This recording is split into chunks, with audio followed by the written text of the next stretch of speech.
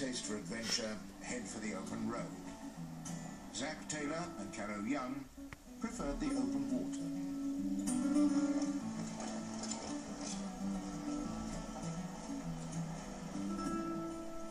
I see myself as a romantic. I like the place I live. And I'm a traveller because I get to move my home. Yeah. And I'm also someone who works. And there's different aspects of me for different parts of the day. But at heart, for me, I like the planet I live on. I like the places I live and the places I go. And that's more defines me than anything else. Zach and Caro live aboard the 1931 working boat Victoria. People who live on boats are very varied, but I think the thing that bonds them all is the boat. And people look beyond the obvious.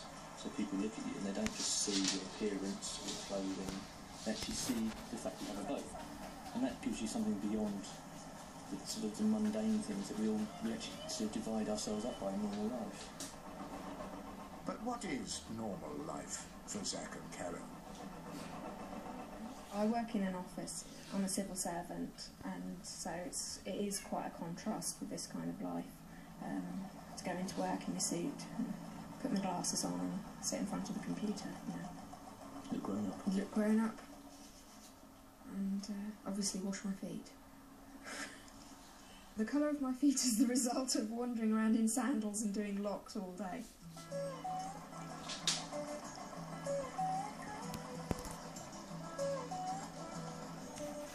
I work for a charity. I work with a group of adults with learning disabilities, and I manage a home for 10 people. Because we tend to live in the middle of nowhere, because we move our boat continually, you tend to get up very early, between 5 and 6. I cycle to work, so it can be up to 15 miles, so you now bike ride.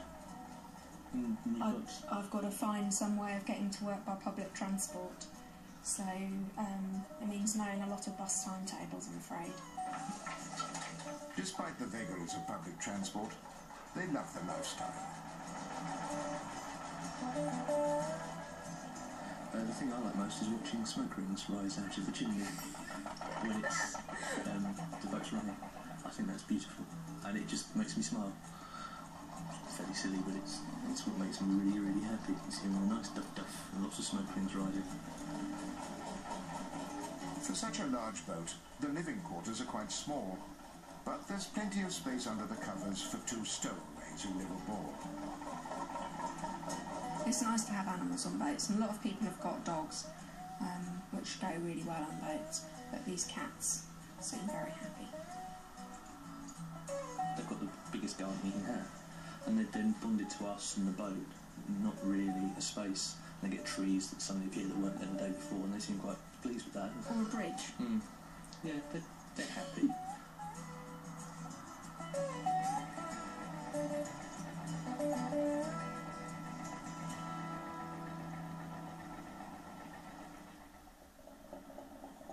Which is the pulling out for going?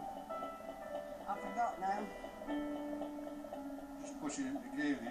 Which is it? This one, push it in. This one, yeah. That's alright. George Wayne is taking Mum for a cruise. She's having trouble with the engine and gears. Not surprising, really. Annie Wayne spent most of her life steering a horseboat, or the unpowered butty, towed by the motorboat of her late husband, another George. You have a tie up.